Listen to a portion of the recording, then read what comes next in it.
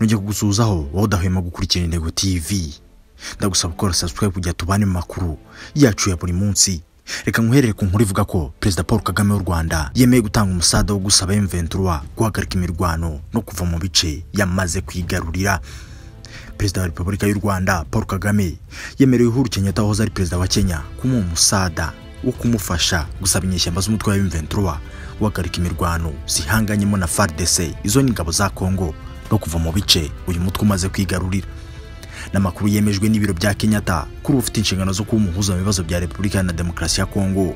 Mu itangazo rigenewe abanyamakuru byasohoye kuri uyu wa gatanu tariki 18 Ugushyingo 2022, Kenyatta mu cyumweru gishize yagiriye uruzinduko i Kinshasa rwasize agiranye ibiganiro na Perezida Felix Antoine Tshisekedi wa Kongo mbere y'uko kuri uyu wa kabiri w'iki cyumweru agira uruzinduko mu mujyi wa Goma uherereye mu ntara y'Kivu y'Amajyaruguru.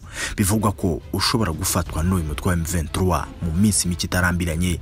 Aho Goma yahahuriye n'ibihumbi by'abanyekongo bahungiye mu nkambi y'impunzi ya Kanyarucinya nyuma yo kuva mu byabo kubera Rwanda ikomeje gusakiranya ingabo za Kongo Kinshasa n'inyeshyamba zo muri uyu mutwe wa M23.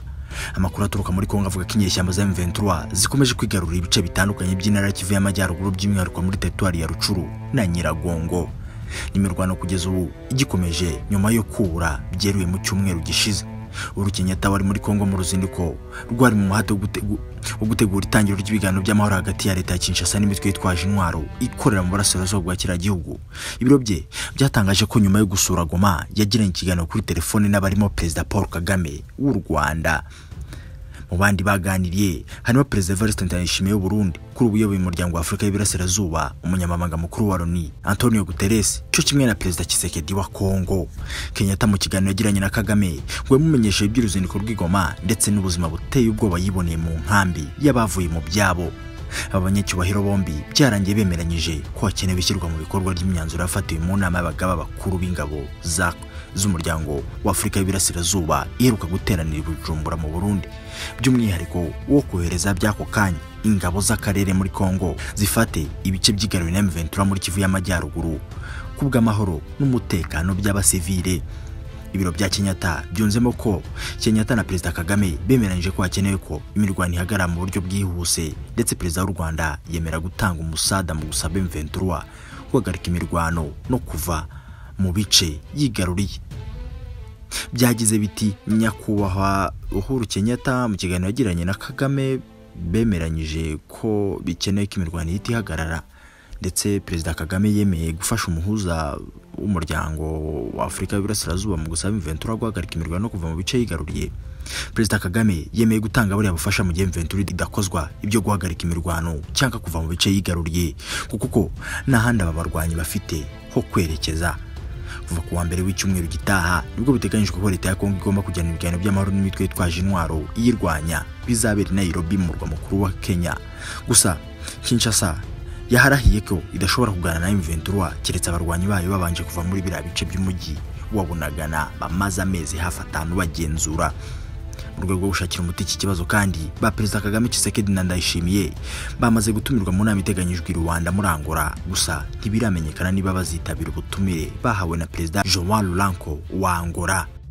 Reka kandi nkunyururemo muri make aho Perezida Emmanuel Macron ahagaze ku kibazo cya Kongo n'u Rwanda na M23. Perezida Emmanuel Macron w'Ubufaransa yagaragaje aho ahagaze ku bibazo bya Kongo Kinshasa, u Rwanda ndetse n'umutwe wa M23, avuga ko ashyigikiye ingingo zirimo kohereza umutwe w'ingabo z'akarere mu burasirazuba bwa Kongo mu rwego rwo gukemura ikibazo cy'umutekano muke uhari. Macron yakomeje ku bibazo byo muri Kongo ubwo yari bari muri Indonesia, aho yari yitabiriye inama yahuzaga abakuru b'ibihugu 20 bikize kurusha ibindi ku isi. Ni inama yitabiriwe na Perezida wa Repubulika y'u Rwanda Paul Kagame nk'umuyobozi wa komite y'abakuru b'ibihugu na za guverinoma yiga ku cyerekezo cy'urwego rw'umuryango wa Afurika yunze ubumwe rushinzwe iterambere UDA NEPAD. Perezida Emmanuel Macron ubwo yagezaga ijambo ku bari bagenzi be yibukije ko muri Nzeri uyu mwaka yahuriye New York muri Leta Zunze Ubumwe za Amerika n'aba Perezida Paul Kagame w'u Rwanda cyo kimwe na Felix Antoine Tshisekedi wa Kongo Kinshasa bakaganira ku mwuka mubi hagati y'ibihugu byabo. Yakomeje agira ati, bombi twaraganiriye mu minsi ishize, naganiriye na Perezida William Ruto wa Kenya, ndashimira uyu wa nyuma kubw'ubukangurambaga n'ubwitange yagaragaje.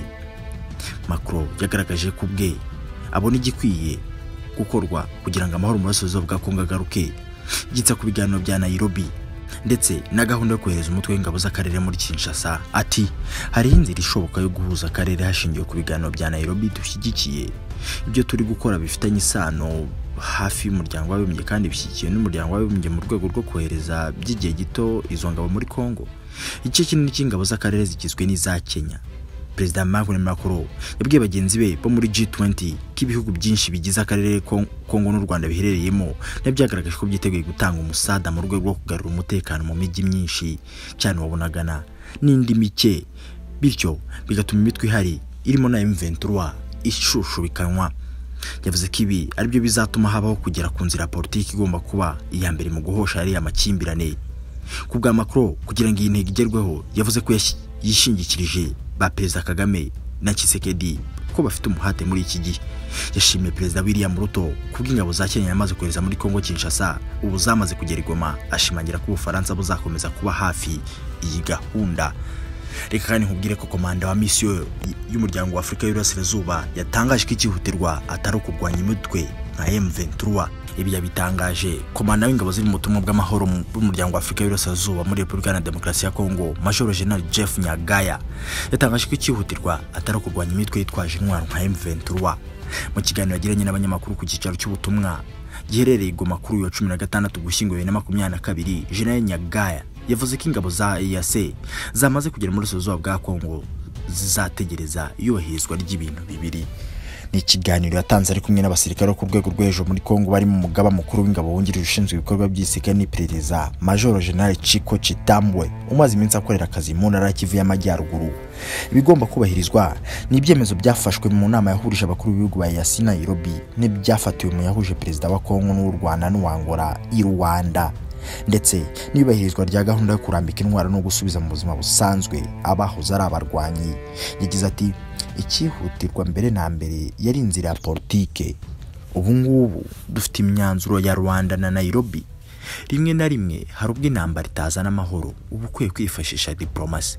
Umusirikare akomeje agira ati icya kabiri cy'ingenzi mwamenya ni uburyo bwo kurambika intwaro no gusubiza mu buzima busanzwe, kandi ntireba M23 gusa kubera ko birasa naho ariyo twaba tugiye kwibandaho. Dufite imitwe yitwaje intwaro irenga 120 muri Kongo kandi yateje umutekano muke ku rwego rukomeye.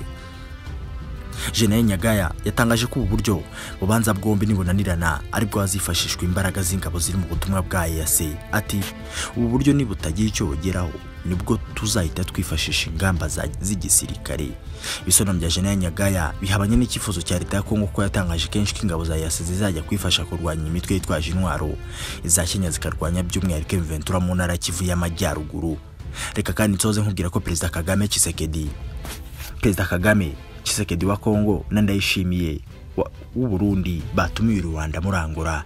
Perezida Paul Kagame w'u Rwanda, Felix Antoine Tshisekedi wa Repubulika ya Demokarasi ya Kongo na Evariste Ndayishimiye uzwi nka General Neva w'u Burundi batumiwe Rwanda muri Angola mu nama yiga ku bibazo by'u Rwanda na Kongo. N'ubutumira abakuru b'ibihugu kari batatu bahawe na Joao Lourenço wa Angola. Inama batumiyemo biteganyije ko igomba kubera Rwanda mu rwa mukuru wa Angola kuwa mbere tariki 21 Ugushyingo 2022. Iyi nama amakuru avuga ko igomba kwemerezwamo gahunda y'ibikorwa bigamije kugarura amahoro muri Kongo Kinshasa ndetse no kuzahura umubano w'iki gihugu n'u Rwanda. Perezida Kagame na Tshisekedi batumiye muri iyi nama nk'abarebwa n'amakimbirane ari hagati y'ibihugu bayoboye, mu gihe Perezida Evariste Ndayishimiye yatumiwe nk'umuyobozi w'umuryango wa Afurika y'Iburasirazuba u Rwanda na Kongo Kinshasa biherereyemo. Joao Lourenço wabatumiye kuwa 11 Ugushyingo yari hano i Kigali aho yabonanye na Perezida Kagame bagirana ibiganiro mbere yo kwerekeza Kinshasa bukeye bwaho, aho yakiriwe na Perezida Tshisekedi nawe bakageza kugirana ibiganiro.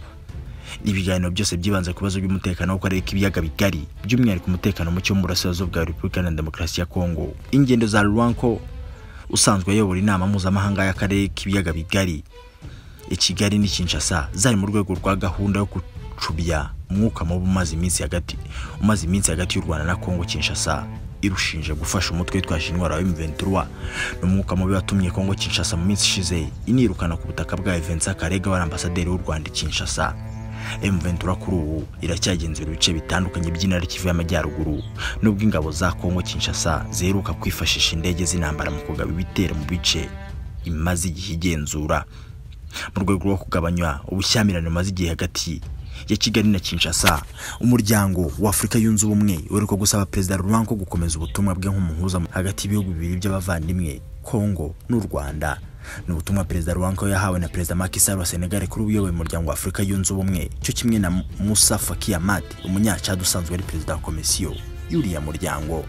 Byari nyuma yo kugaragaza ko bashyigikiye ibiganiro bya Rwanda bimaze igihe biyobowe na Laurent, bikaba bigamije kugarura amahoro no kuzahura umubano hagati y'u Rwanda na Kongo. Mu rwego rwo kugarura amahoro mu burasirazuba bwa Kongo kandi, ibihugu bigize umuryango wa Afrika y'Iburasirazuba bikomeje kohereza muri iki gihugu ingabo zo guhangana n'imitwe yitwaje intwaro ihafite ibirindiro. Ingabo z'i Burundi nizo zabimburiye abandi ubwo zinjiraga mu ntara ya Kivu y'Amajyepfo, hakurikiraho za Kenya kuri ubu zimaze kugera mu mujyi wa Goma, ndetse Uganda yo iheruka gutangaza ko yiteguye kohereza izindi ngabo muri Kongo zisanga izari zihari ziri kurwanya umutwe wa ADF urwanya ubutegetsi bwa Museveni. Iyi yari Intego TV. Komeza ukore subscribe tubane mu makuru yacu ya buri munsi.